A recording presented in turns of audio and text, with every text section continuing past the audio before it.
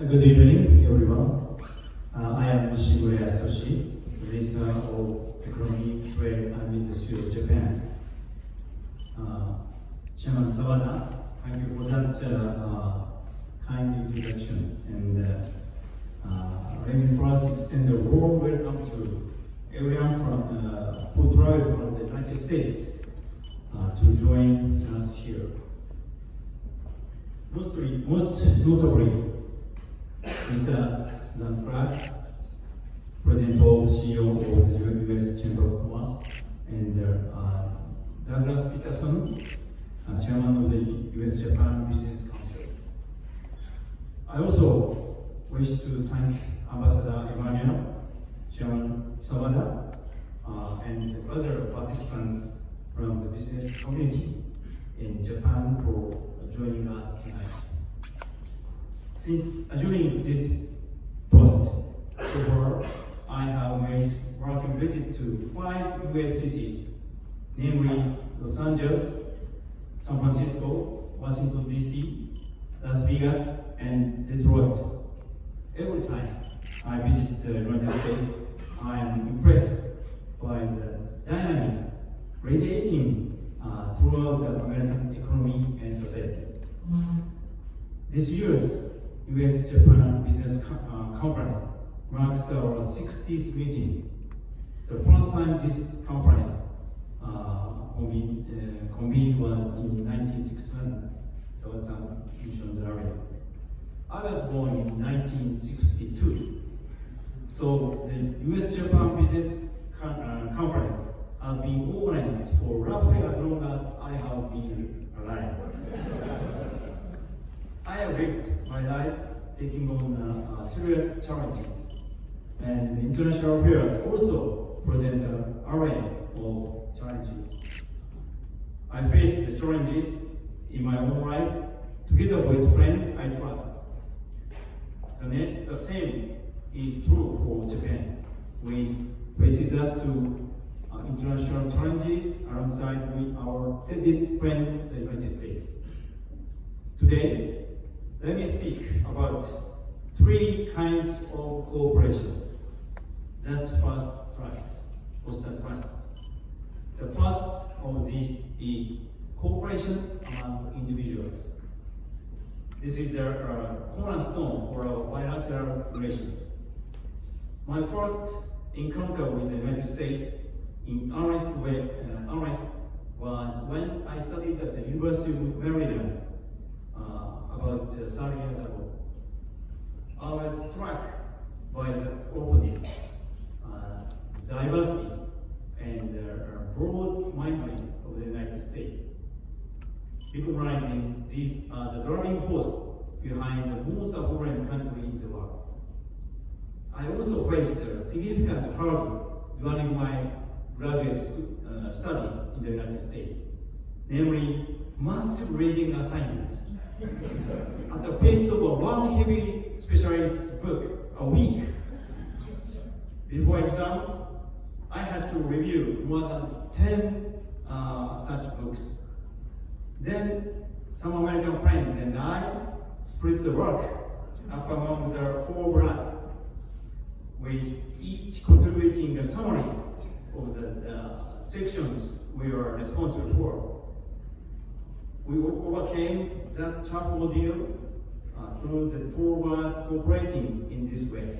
And ultimately, I earned my master's degree of public policy in 1.5 years. That was truly thanks to the U.S.-Japan cooperation. That is not an exaggeration in any way. The second kind of cooperation is one that Ambassador Emmanuel is familiar with, and that is international intergovernmental cooperation. Japan and the United States are working hard, hand in hand, to realize a free and open Indo-Pacific, enhance the resilience of our supply chain, and mount our responses to economic coercion.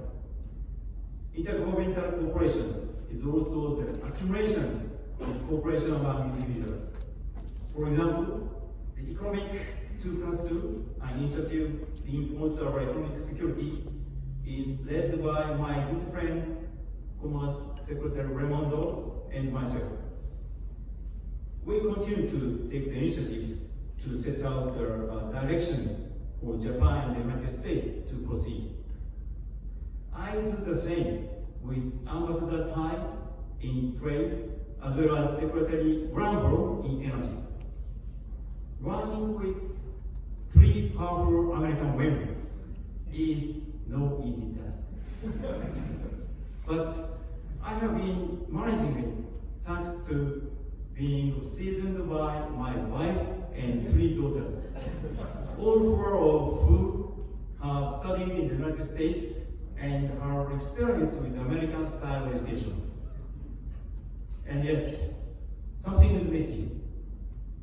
Alongside these two types of cooperation, significantly cooperation among companies, as we have with you being here today.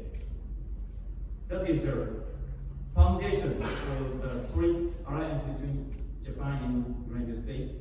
This is the third type of cooperation I want to talk about today. Japanese and American companies are working together to unprecedented innovations and technologies. For example, in the field of advanced semiconductors, Rapidus and IBM, nuclear energy, GE and Hitachi.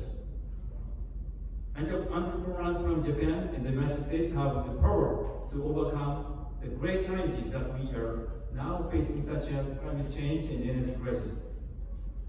The US-Japan Business Conference is being held in Japan in a face-to-face format for the first time in 5 years.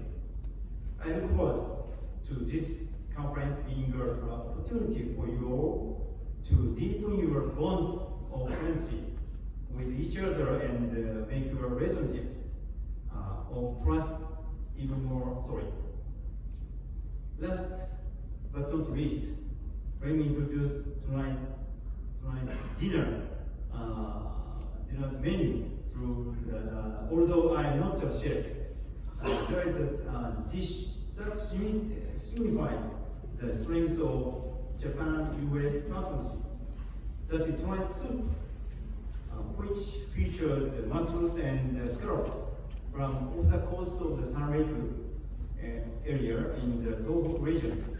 The Sanriku area suffered enormous damage from the tsunami that occurred during the Great East Japan earthquake in 2011. At that time, with support from US forces in Japan throughout cooperation, Operation Tomodachi, Japan and the United States faced difficulties standing shoulder to shoulder. Japan marine products are now once again facing difficult time as a result of challenges from China. The US government was among the very first to support our efforts to raise treated water at the Fukushima Daiichi nuclear power station. As Minister in charge, I am now dealing with this issue. I very much appreciate the United States standing right alongside us and we handle this matter. In particular, I greatly appreciate Ambassador Emmanuel himself actively taking stand in support of the safety of Japan's marine products, especially from Fukushima. Thank you very much.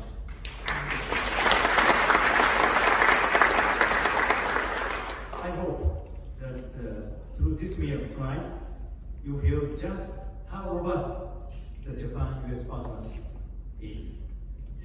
I will end my remarks here. My good friend, Ambassador Emmanuel, will speak further of the importance of cooperation between Japan and the United States.